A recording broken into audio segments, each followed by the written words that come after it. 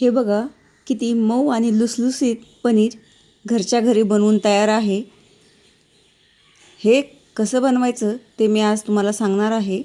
नमस्कार सर्वांना, मी स्मृती माझ्या चॅनलमध्ये तुमचं स्वागत करत आहे। आज मी घरच्या घरी मऊ लुसलुसीत पनीर कसं बनवायचं ह्याची रेसिपी सांगणार आहे। चला तर मग आपण लगेच रेसिपीला सुरुवात करूयात। इथे मी एका पातेल्यामध्ये 1 लिटर म्हशीचं दूध घेतलेलं आहे। हे मी चितळेचं दूध घेतलेलं आहे। तुम्हाला जे दूध अवेलेबल आहे ते दूध तुम्ही घेऊ शकता। आणि हे म्हशीचं दूध घ्यायचं आहे, त्याच्यामुळे पनीर हे आपलं चांगलं होतं। जर तुम्हाला लो फॅट पनीर पाहिजे असेल तर तुम्ही गाईचे दूध देखील वापरू शकता। हे दूध मी फुल गॅसवरती गरम करून घेणार आहे। त्याला चांगली उकळी येऊ द्यायची। आता दुधाला चांगली उकळी आलेली आहे, बघू शकता तुम्ही। आता चमच्याने असं हलवून घ्यायचं आणि गॅस एकदम कमी फ्लेमवरती आपल्याला करायचा आहे।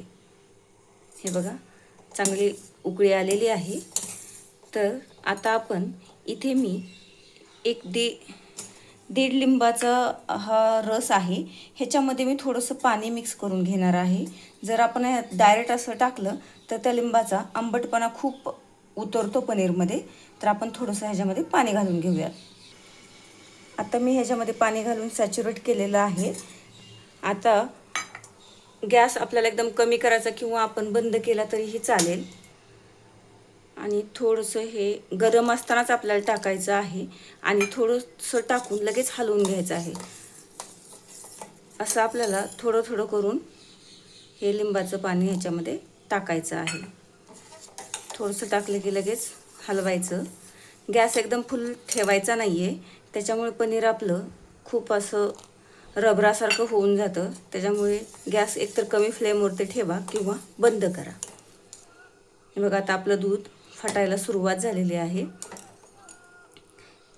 हे दूध फाटलं तरी असं एकदम दुधासारखं दिसलं नाही पाहिजे। एकदम असं हिरवा कलरचं पाणी येईपर्यंत आपल्याला ह्याच्यामध्ये लिंबाचा रस मिक्स करत राहायचं आहे। तुम्ही लिंबाच्या रसाच्या ऐवजी विनेगर देखील वापरू शकता। हे बघा आता आपलं दूध बऱ्यापैकी फाटलेलं आहे, हे बघू शकता। हे बघा आता आपलं पनीर एकदम आता बनवण्यासाठी एकदम तयार आहे। हे बघा हे असं पाणी वेगळं झालं पाहिजे आणि आता हे गरम आहे तोपर्यंतच आपल्याला काढून घ्यायचं आहे, नाहीतर हे एकदम रबरासारखं होतं, कारण की ते गरम पाण्यामध्ये जास्त शिजलं जातं। चला तर मग आपण ह्याला लगेच काढून घेऊया। सुती कपडा घेतलेला आहे आणि अशी एक चाळणी घेतलेली आहे आणि त्याच्यावरती असा हा सुती कपडा आपल्याला टाकून घ्यायचा आहे आणि ह्याच्यामध्येच आपल्याला हे मिश्रण टाकून घ्यायचं आहे।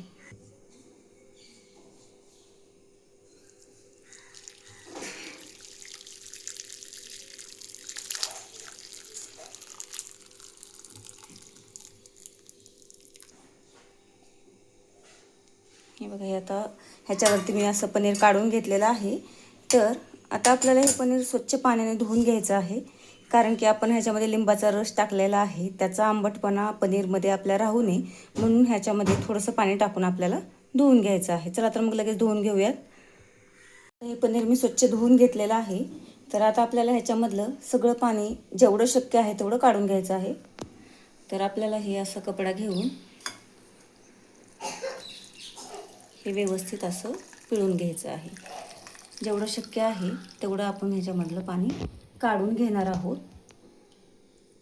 ह्या पनीरवरती आपल्याला एक कपडा असा टाकून घ्यायचा आणि दुसरा असा टाकून घ्यायचा, म्हणजे काय होतं ना, आपल्या पनीरला व्यवस्थित शेप येतो, एकदम वड्या पडण्यासारखा शेप येतो त्याला।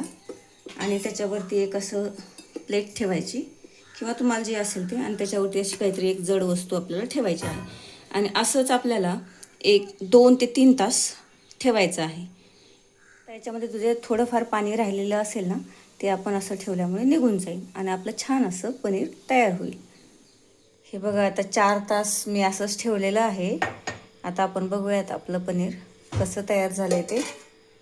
मी त्याला चाळणीवरचं काढून एका डिशमध्ये ठेवलं होतं. हे बघू शकता किती सुंदर असं पनीर घरच्या घरी आपण बनवलेलं आहे. हे बघा, तुम्हाला कट करून दाखवते आता. असं छान असं पनीर एकदम सुंदर तयार होतं. हे बघा, हे बघा किती छान पनीर तयार झालेलं आहे. मी तुम्हाला त्याचं पीस करून दाखवते.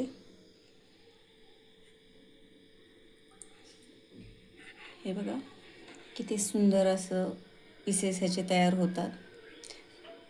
नक्की ट्राय करा आणि रेसिपी आवडली असेल तर चॅनलला लाईक, शेअर आणि सबस्क्राईब करायला विसरू नका. हे बघा सुंदर असं पनीर बनून तयार होतं.